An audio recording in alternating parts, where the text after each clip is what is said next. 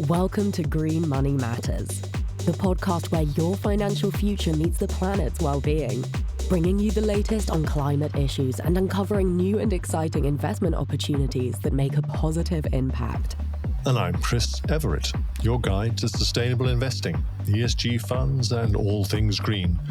Each week, we'll explore the intersection of money and sustainability, showing you how investing wisely can create a greener world and grow your money. So get ready to invest with a conscience and join the growing movement of individuals who are reshaping the financial landscape. Welcome to Green Money Matters. So, welcome to YouSolar's Rupert Mayer. Rupert is what they call a seasoned entrepreneur and executive who's built companies in Austria, Germany, and California. He invested in YouSolar to begin with in 2018, stepped into an advisory role in 2022 before deciding to join the company full-time. So, Rupert, welcome. Tell us a little bit about yourself and how your journey brought you to the renewable energy business. Yes, thank you for having me. I spent most of my professional career in software as a software entrepreneur at the intersection of software and intellectual property management. And that was very interesting, led me from Austria to Germany and eventually to the US, to California. And yeah, overall had a great run in that industry. But then in 2022, I started to think about, okay, I'm probably around halftime or over halftime in my career, and what do I want to do with the rest of my life or of my useful life in the business world? Pivoted to climate tech and renewable energy specifically.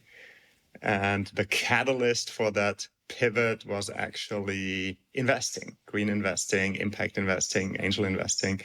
And yeah, I'm sure we'll talk a bit more about that later. Yeah, absolutely. So just explain to our listeners, if you wouldn't mind, what YouSolar does and how it contributes to the renewable energy sector. Yes, YouSolar is a solar battery startup. And we make very large solar batteries. When you think about solar batteries, you might think about camping gear, something to charge your phone when you're somewhere in the outback. Or you might think of the backup batteries that a lot of people have in their garage these days. But our batteries are even bigger than that, because to really power homes through outages, and even more importantly, in the overall scheme of things, to relieve the utility grid from the strain that the increasing electrification of everything puts on the grid, we need large, powerful batteries in homes and in businesses to move towards a more decentralized paradigm for the electricity grid. And that's basically what the company is all about. Decentralized power, decentralized clean power. So just define what you mean by decentralized. So it's unconnected to the grid itself. Is that correct? It's not necessarily unconnected. There are a few nuances in between being entirely grid-tied and dependent on the utility grid and entirely off-grid, where you don't even have a grid connection. If we were somewhere deep in the woods or out in the desert or on a lonely mountainside. And so some of our customers actually are off-grid, but many of them are just what we call at the grid edge or in grid challenged areas. So, and this is much more of a problem here in the US than in Europe. I grew up in Europe. I remember when I was a child, there were still power lines above ground, but I think now you rarely see those. Everything has, all the power lines are below ground. Power outages are mostly not a problem. I hardly remember ever having had a power outage in Europe, living through one. So everyone just assumes the electricity comes out of the plugs in the wall, and it's nothing really to worry about. And here in the US, with all the infrastructure still being mostly above ground, we have these relatively ugly utility poles right outside our street here with the big cables and the transformers hanging from the poles. And whenever there's a storm, storm, the power goes out. The power goes out quite a bit. And so here in the US, it's much clearer to the average consumer that this is actually a problem because, whenever there's severe weather, it's quite likely that you might be out of power for a few hours or even for a few days. Oh, that's interesting. I remember when I was young, living in deepest, darkest Norfolk on the east coast of England. It was very much like that for us. Whenever there was a storm, the electricity would go out, we'd be down on candles for a few hours, and then hopefully somebody would come along and reconnect things.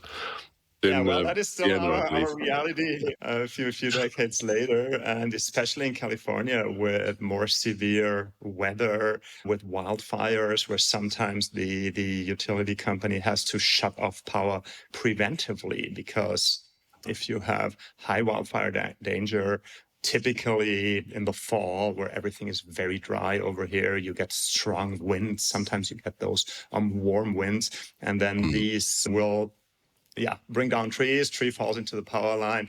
You may have a spark, and that sets off a wildfire. So a lot of very bad fires have been caused this way in the past few years. So the electrical company has now resorted to just shutting off the power for a few hours or even days when that kind of extreme weather hits. So it doesn't even have to be the fallen tree. Sometimes it's just the anticipation that it might happen that leaves us without power. Yeah, I spent several years living in South Africa.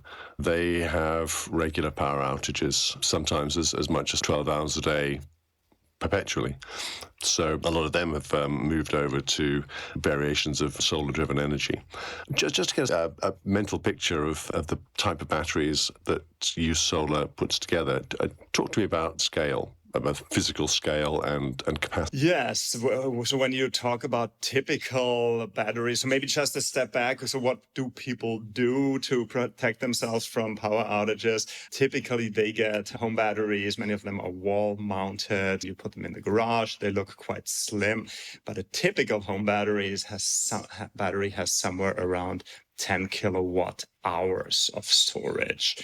And if you were to run your entire house, if you have a electrified home where you cook electrically, where maybe you charge your car, then the battery will not last you for very long. It will last you for a few hours maximum. So typically what people do, they just connect the most critical loads to the battery. So you keep your fridge running, you keep some of your lights running, maybe a light in every room, and you keep some outlets powered so you can keep charging your devices, you can keep your internet running if you're lucky, and charge your phone, charge your laptop. So that's the typical home batteries. And now our customers who live, as I mentioned earlier, but didn't really expand on it, in grid-challenged areas, somewhat remotely, for example, down from San Francisco toward LA, you have this beautiful Big Sur coast. It's one of the, I think it's recognized as one of the most beautiful coastlines in the world. But there's just this one lonely coastal road and one lonely above ground power line along it. So if somewhere around those hundreds of miles of stretch of coast, a tree falls over, then that's it. And everyone who lives on that coast, it's just small communities. It's very sparsely populated. But there are some very nice homes there, obviously, because it's such a beautiful area. So those are, at the moment, our customers, people who live in, and it doesn't have to be that remote. It could just be, it's quite fascinating here. You have the San Francisco Bay Area. It's this huge, energetic metropolitan area with, I think, almost 10 million people in total. But you just drive half an hour into either direction and you are in very remote places. You are out in the countryside and you wouldn't believe that there's such a bustling city so close by. And yeah, so that's where a lot of our customers live. So they're in grid-challenged areas. They have nice, large homes. They want to go electric, and they may want to charge their electric cars even when the power is out. They have big solar arrays on their roofs, and so you need big batteries for that energy to go somewhere. All the solar energy that you're producing for the night and also to protect you from outages. So back to the dimensions, our battery looks more like a fridge, like one battery cabinet basically looks like a server rack or a tall fridge. And we put up to 8 of these cabinets into homes. We also have some small commercial customers, for example, wineries. We have the beautiful wine country in the north of San Francisco, and that also is a grid-challenged area where the power goes out quite a bit. And they, of course, want to keep their operation running. They also need to keep their water pumps, their agricultural equipment running. So that's where typically you see these batteries going these days. But to your point of having lived in South Africa, the bigger vision really is to, in the future, be able to create much more affordable versions of the system as battery prices are generally coming down, and to really power those parts of the world where vast numbers of people do not have access to reliable power. And that's where you're thinking countries like South Africa, Nigeria, in Indonesia, India, to some extent, the rural areas. That is the true global market for this product, for the future product, and the vision of the company. Very good. So what initially inspired you to invest in YouSolar? I was not yet on my climate tech mission and journey. I was still fully in my software career and wasn't necessarily thinking about doing anything else. I had just sold my software company that I built here in California for the 10 years earlier. And I was just willing to be a bit of an angel investor, as a lot of entrepreneurs do once they've, after the long, hard struggle of building companies, after they've made their exit and got their reward, they also look to support other companies. And so I met this guy, Arnold, and I knew that he was building this solar startup, battery startup. And so I chipped in with a little investment. And of course, seeing that or thinking that what he was doing here was something useful, something important. But it was before I went all in on climate tech. All right. So, I mean, as a direct climate tech investor yourself, obviously with YouSolar initially, and you've also got your own investment vehicle, Steamer Lane Ventures. Could you share with us your goals for that particular entity? What are your investment criteria, and how do you reach a particular investment decision? Yes, and that really takes us to the full story of my pivot. So when I had sold my software company, I made very few small angel investments like the one into YouSolar, basically companies of friends. But I stayed on with the company that acquired my software company, which got acquired again. So there was a few years still of just navigating new environments with my company and making sure that my company would succeed as part of the ever bigger entity that it became part of through this series of mergers and acquisitions. So I stuck around for almost 3 years. And then I decided, okay, I'll retire from the software business that was in about 2 years ago. I'll retire from the software business and look for something else. But I didn't really know what the something else would be yet. But I decided, okay, let's do a little more investing, a little bit more angel investing. And initially, I started investing in software companies because that's what I knew best.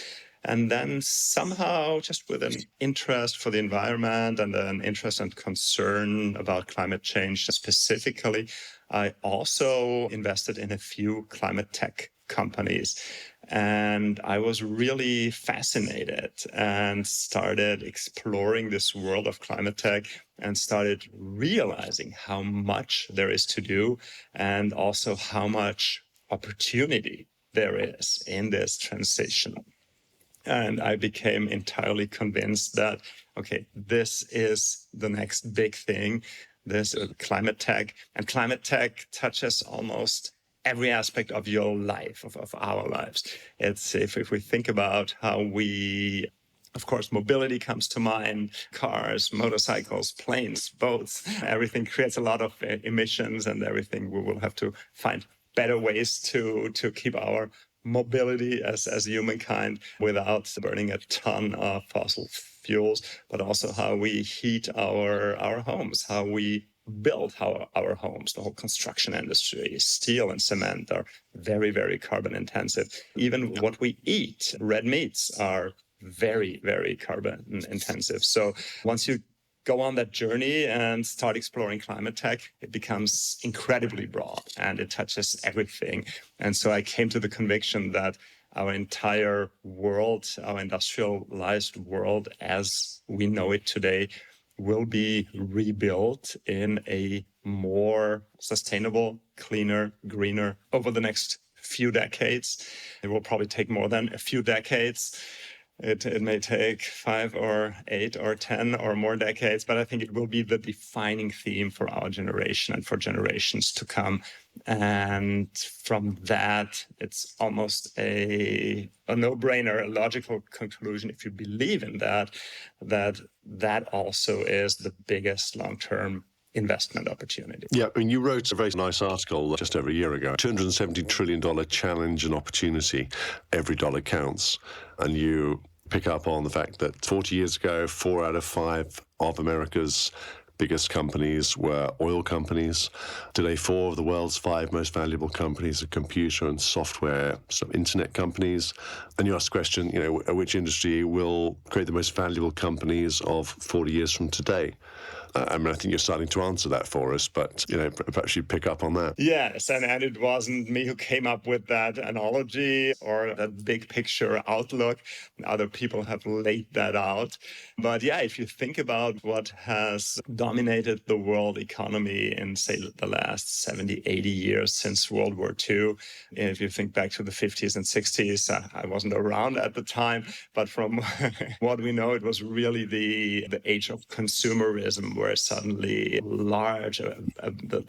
rise of the global middle class who could afford to buy a lot of things, to buy a car, to buy a TV, all these things that suddenly became available. And that was all, of course, driven by energy.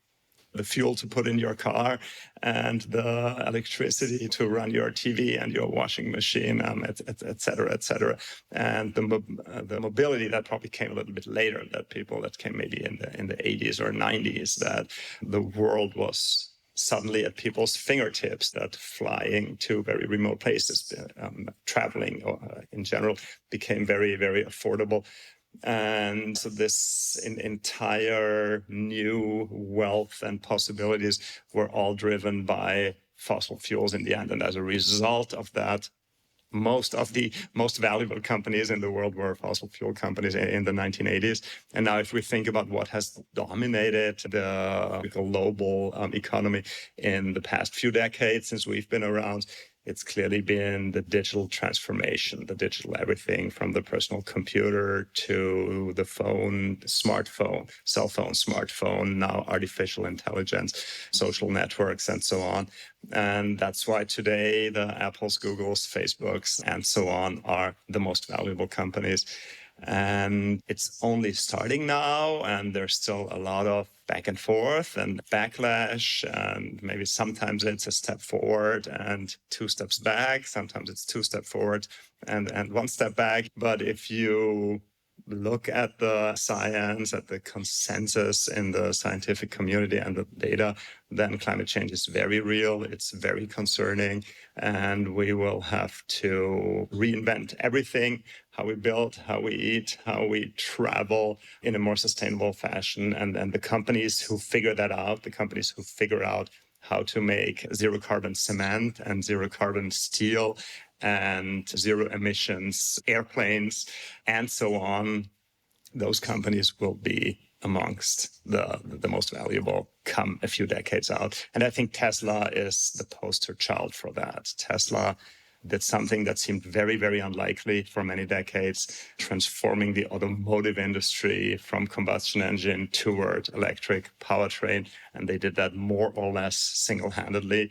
And they are one of the most valuable companies in the world already today. Certainly the most valuable mobility company. Yeah, so your motivation is obviously we want to live in a livable world. We want to plan for retirement and for our children's lives and livelihood in a livable world, a livable environment. Obviously, that's going to take a lot of money and a lot of investment, but you're also saying that actually the returns from that are going to be commensurate with that sort of investment. How do you, as an individual investor, then make your decisions about where to place your money, both in terms of the good it does and the return it generates?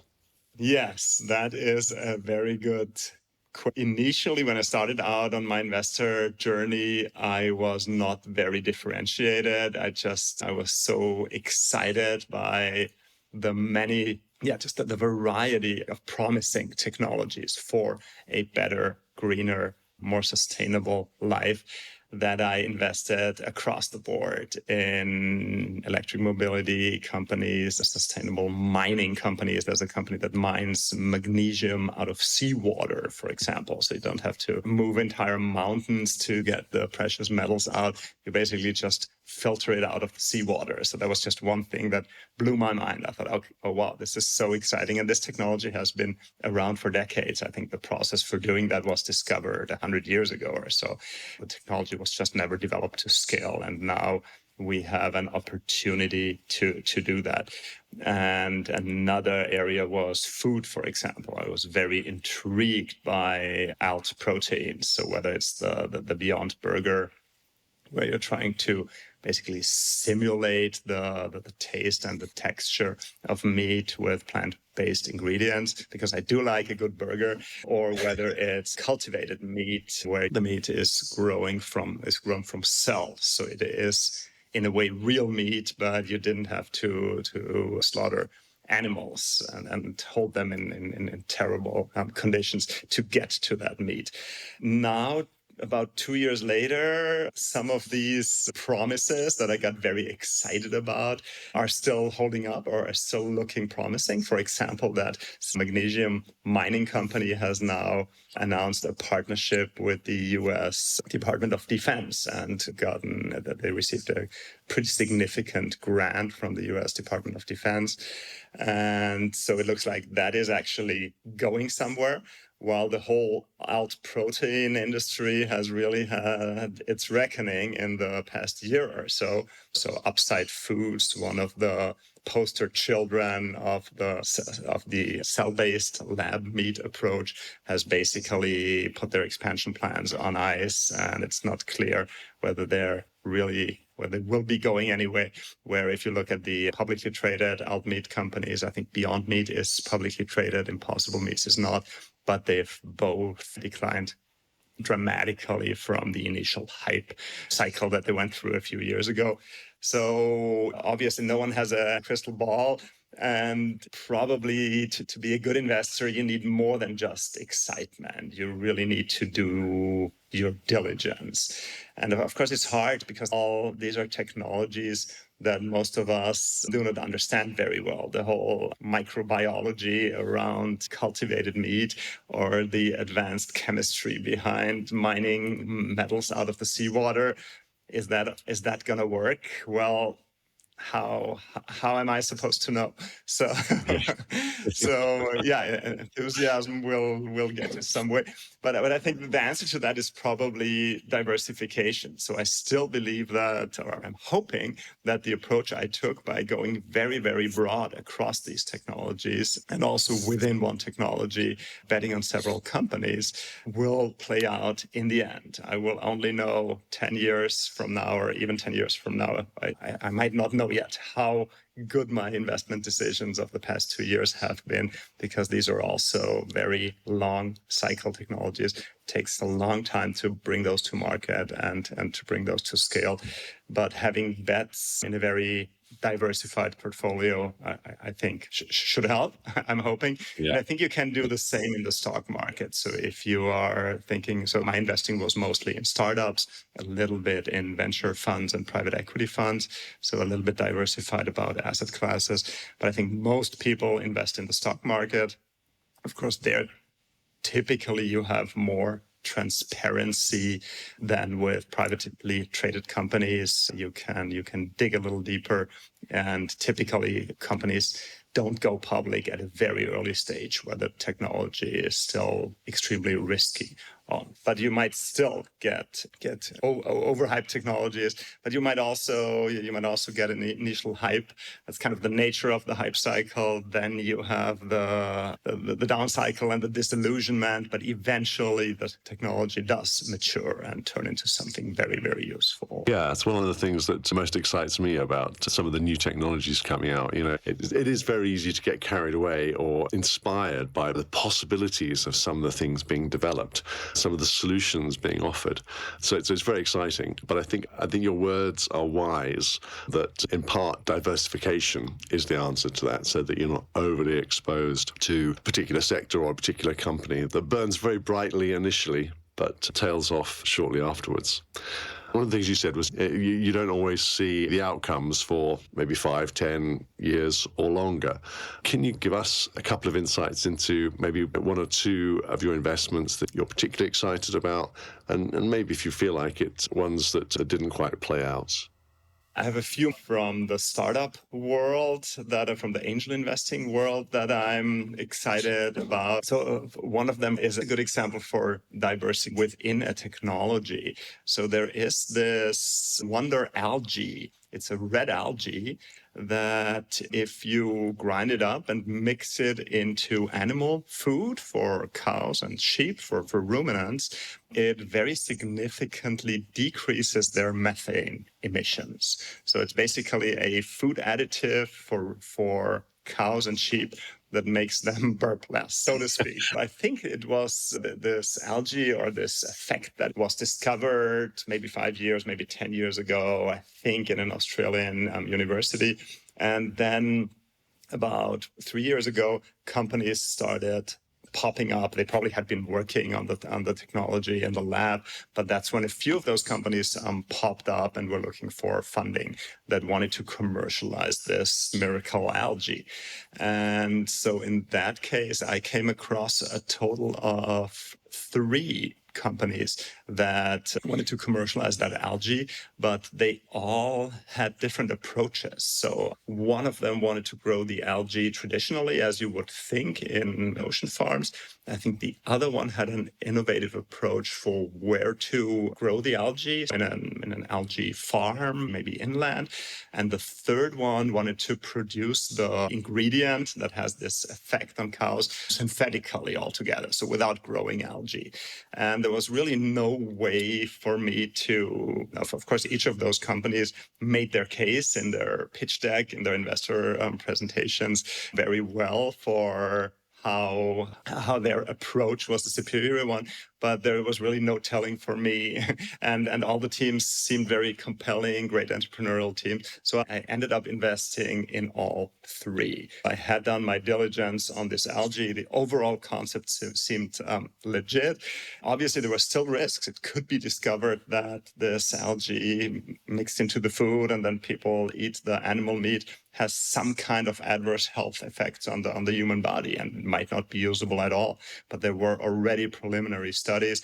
So that was a risk I still had to live with. But I tried to diversify the risk of which company would make it big, commercializing this substance, by investing in 3 of them. So yeah, again, the success we will see, at least one of those companies seems to be doing quite well, raised more funding, is active in the media. I see them on LinkedIn all the time, and I'm hoping that's a good sign that they are making real progress. And then the 2 examples that are currently not looking good, both are publicly traded companies. One is called Energy Vault, and the other one is called Heliogen. And Energy Vault does gravity storage. So with batteries, obviously, there are some problems. It's a chemical thing. You need metals, specifically lithium. There's quite a shortage of lithium because suddenly we're building so many electric cars and cell phones and even electric planes and so on. It's not enough lithium to go around. And of course, a lot of companies are experimenting with different battery chemistries, polymer batteries and sodium-ion batteries and many, many other alternatives to lithium. But the question is, do we need batteries altogether? Do we have to put this precious lithium in, especially in stationary applications? If we have a battery bank next to a solar farm, is that a great place to put the rare lithium, or can you somehow store the energy in a different way? And so Energy Vault came up with this idea of doing gravity storage, building a large warehouse or hangar-like structure with pulleys or cranes where they lift blocks of cement or just dirt up into the air, 100 meters or so, when energy is around, when the sun is producing energy, for example, on the solar farm, and then during night, have these weights slowly come down and produce energy. So very, very fascinating, founded by a charismatic founder, and it was publicly listed already. And I thought, okay, this is super cool stuff.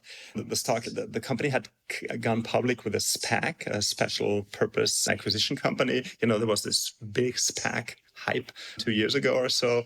And if one takeaway from me is stay away from SPACs, because, but I think everyone knows that already, that hype is done.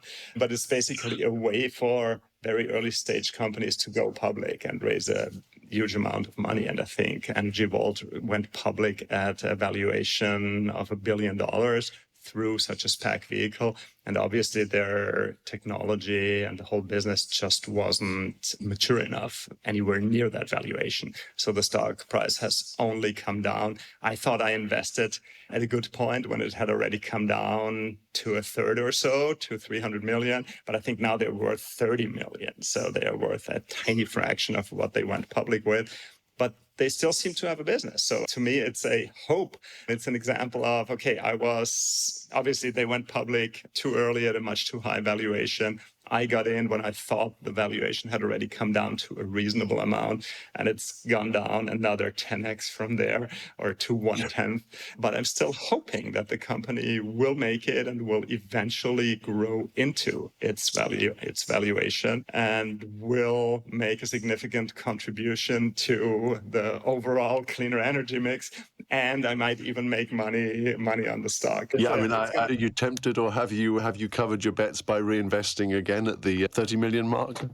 No, I did not. I thought when it went down from 300 to 100, I thought I was a little bit tempted. Oh, maybe now is a good moment. But I resisted the temptation. And yeah, no, I would actually have to look it up but it's still pretty much flat. They went public at $10 share price, then they peaked at 16, and now they are at 1. Well, maybe it's not as terrible as I have portrayed it.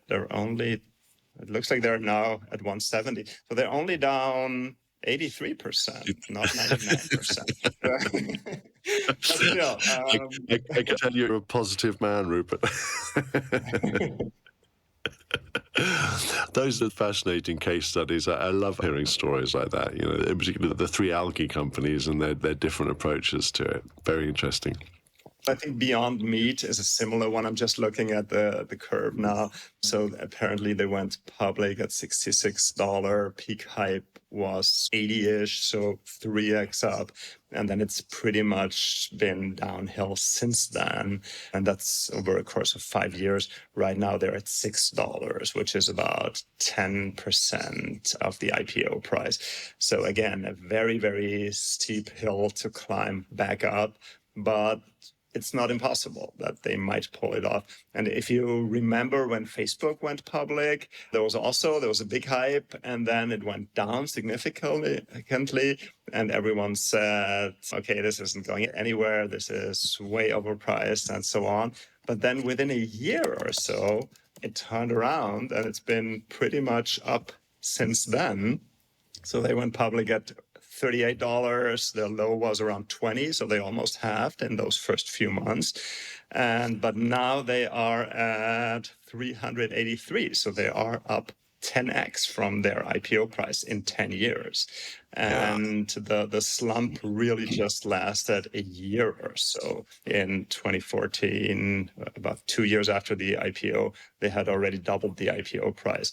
So I think in climate tech, it will just take much longer. I do not expect Beyond Meat or Energy Vault to go back up from 1/10 to 2x their IPO price in the next year or two, but I'm hoping it will happen in the long term. Yeah, I think both those require a fundamental shift in attitudes and behavior towards food in general. Are people going to eat less meat, or are they going to look for meat alternatives? And clearly, less meat is a part of the answer. And if we can encourage that through food technologies, that's got to be a good... Yeah, absolutely. And also generally with hard tech, especially when you're building power plants or you're building these energy storage facilities, these are very long cycles. You think about, you have to find someone who wants to build. So you have this technology, you need to find someone, let's say a solar plant operator, who wants to do a project with you, who says, yes, I will buy your energy, your gravity storage, and I will build this hangar in the desert next to my solar field, rather than just buying Tesla Megapacks, the giant batteries from Tesla, which are proven and readily available, and I can have them installed next month. It's a big risk to do the gravity storage instead with this unknown and unproven company. And even once you've found that first project partner, then it gets into permits. The permitting authorities have no experience with this. They have to do studies first on, is this going to impact the wildlife in the desert or whatever? And then you have to build the whole thing. You have to lift a lot of steel and pour a lot of concrete, and then you have to test it. And then if all went really well, maybe after 3 years you have your first prototype. And then there's going to be issues, of course, and you'll have learnings, and then you'll build the second one. And if you contrast that with software, with the Facebook approach, move fast and hack things, where you do major changes to your software overnight. And if it doesn't work, then you just press a button and you reverse it, and all is good. And then the next night you try again to deploy your change. It's fundamentally many, many orders of magnitudes harder and takes much, much longer to deploy hardware. That is one of my big personal learnings from the software industry to hardware. Even at our small scale with the YouSolar batteries, the same is true. We need certifications to put these appliances into homes to make sure they are safe. And that's a very long and tedious process. Everything takes forever. It's quite humbling coming from software. And looking back, software was really easy. Yeah. Yeah, in some respects, it's going back to the pre-digital manufacturing era. It's all about transport and moving and making things. And if it doesn't work, you've got to make it again and move it somewhere. Yeah, it's very time and cost intensive in many respects. Moving atoms, not bits. It's much harder. You've mentioned previously a few platforms as a way of deploying an effective impact investing strategy. People like Carbon Collective, Carbon Equity, Start Engine, Raise Green, who've also been on this program. Would you like to say a few words about how you think these players can fit within an impact investor's strategy? How do you feel they work for you as an effective concept? Yes, I think that is also quite an exciting development, that there's this so-called democratization of investment.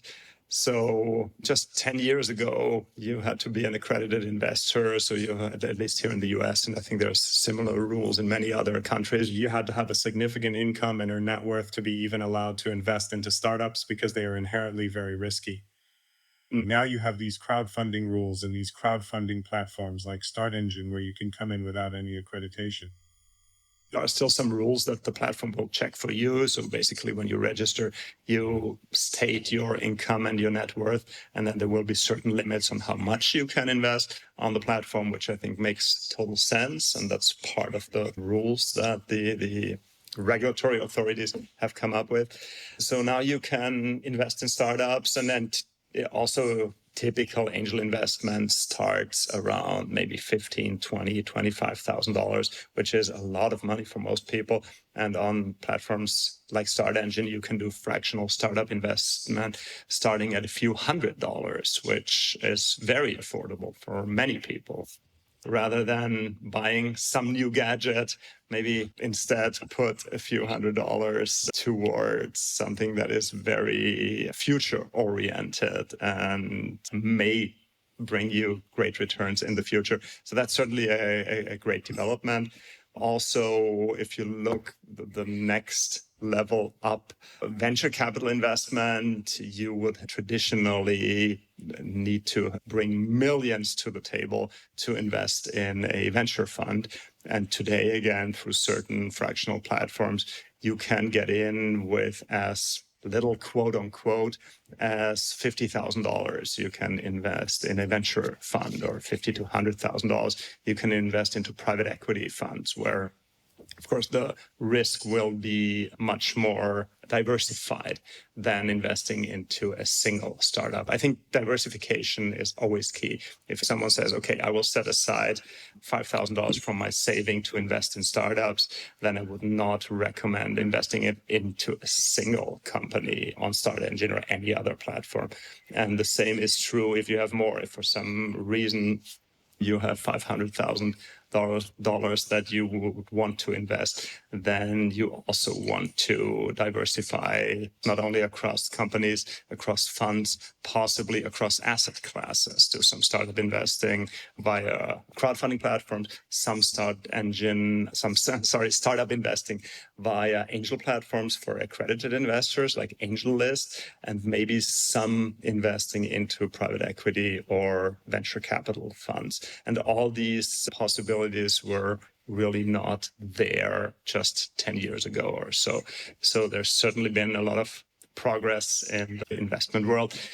But aside from that, I think for most investors, the public stock market will still be the main market where they invest, because simply you have liquidity. Public shares, if you need the money for whatever reason, you can always sell your shares, even if you have to take a loss because the stock went down, like our two examples from earlier. You can still get money out if you need it. And that's an important consideration for most people. While if you invest in startups or in a venture fund or private equity, it's typically you have to forget the money for about 10 years until you can realistically expect getting anything back. So the timelines are very long and uncertain.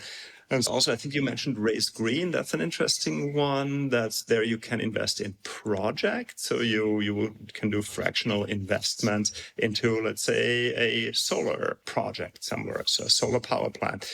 And these have the advantage that they are, I would think, relatively secure because they're typically collateralized. They built the solar plant. You have a real stake in that solar plant. If for whatever reason the company that operates it goes bankrupt, the solar power plant is still there and can be taken over by someone else. So it's, relatively speaking, I presume, safer investment than a company. And it also, I think many of them actually pay a dividend. So you invest in this solar power plant and you get your 2 or 3 or 5 or 8% per year from the profits that the solar power plant generates by operating. So I think that's an interesting one in the mix as well. It's just not as forward-thinking. You're not, or forward-looking. It's not as exciting, right? In startups, you invest in this promising technology for the future, investing in a solar power plant. Many solar power plants have been built and many more will be built. It doesn't quite have that excitement factor. But it's actually, arguably, that is what is needed more. Many people argue that it's misguided to always look to the savior technology, the next big technology. It's actually much more important to double down on the things that are already proven, that already work, like building more wind farms and more solar power plants. So yes, another interesting one. But coming back, I guess, for most investors, again, the stock market is going to be the market where you play and or where you deploy most of your assets because it's liquid, it's very transparent. You can do a lot of research on the companies. There's analyst research, there's funds that help you diversify. There's index funds. My favorite is Carbon Collective. That's a local company here in California, through which you can put your retirement fund into a climate-friendly stock portfolio that they curate. And they've also created an ETF now. So you can, if you're American, you could put your retirement fund with them. But you could also, if you're anywhere in the world, you can also just buy the ETF. Yeah, but also there, of course, the word of caution is always, it's a long game. And in the past year, unfortunately, with the backlash and with a number of other factors, rising interest rates, the old fossil stocks have outperformed the future-looking green portfolio. But I'm still a firm believer that in the long term, that will not be the case. And betting on the green portfolio is not only the right thing to do because we need money flowing into these projects and into these companies to make the energy transition a reality, but it will also be the better investment in the long term. Yeah, fundamentally agree with that. And just to round us up, Rupert, how do you see the future of solar energy in particular evolving? And where do you think YouSolar fits into this future landscape? Yes, I think that's actually a great segue from what we just talked about, investing into proven technologies. I think of all the clean energy technologies, solar today is the most proven and also the most versatile because you can put it everywhere. You can put it, car companies are even starting to put solar panels on cars. You can put it on the wings of a plane. You can put solar panels literally anywhere. You can build huge solar farms out in the desert. And the solar panels are only becoming cheaper. They've become dramatically cheaper, I think, by a factor of 10 or so in the last 10 to 15 years. And they're still becoming incrementally cheaper. The solar panels are pretty much a commodity at this point. So all the renewable energy technologies, I think solar will continue to be a very important one and show huge growth rates for many, many years to come. And where you have solar, you need storage. And the best and fastest and most versatile storage that we have today are batteries. So I just saw a report and we published it as an update on our YouSolar Start Engine page that I think solar is projected to grow 40-ish% this year, which is dramatic given the scale of how many gigawatts of solar are already installed. And batteries, overall battery storage, I think is projected to grow 86%. So it's the fastest growing item in the entire renewable energy mix. And then there's wind, and then there's everything else, geothermal, nuclear hardly play a role in the growth. So the growth is the solar needs storage. Battery is the best kind of storage that has been discovered so far, although there are others and hopefully there will be more in the future.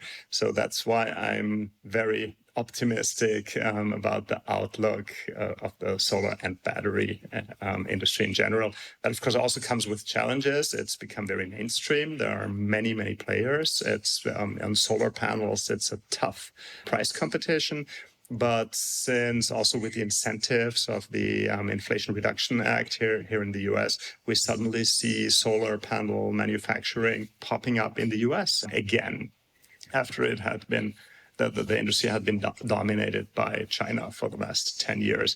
So I think solar and batteries is a very healthy growth market for years to come. And it's an exciting space to be in. Excellent. Excellent. Very optimistic. I love it. And Rupert, you give us some tremendous insights today. Thanks very much for sharing your own investment strategy, your own investment criteria, giving us some excellent examples. And I'm sure everyone's going to be running away now looking into red algae and magnesium mining amongst many of the other things that you mentioned today. Thank you for sharing that with us. Very happy to do so. This was fun. Thank you. Hope to talk again soon. Thank you very much, Rupert. YouSolar's Rupert Mayer. And that wraps up another episode of Green Money Matters. We hope you're feeling inspired to take your investments to new green heights. Remember, it's not just about the bottom line anymore. By aligning your investments with sustainable values, you have the power to shape a better future for generations to come. If you enjoyed today's episode, be sure to subscribe to Green Money Matters on your favorite podcast platform and never miss an opportunity to grow your wealth sustainably. Together, let's make money matter for the planet. And don't forget to leave us a review. We really would love to hear your thoughts or ideas for future episodes. Drop me a line by email at chris@greenmoneymatters.com. Stay tuned for our next exciting episode, where we'll explore groundbreaking investment opportunities and unveil the secrets of successful sustainable investors. Until then, remember, green money matters. Because investing in our planet's future is the smartest choice you can make. Thanks for joining us.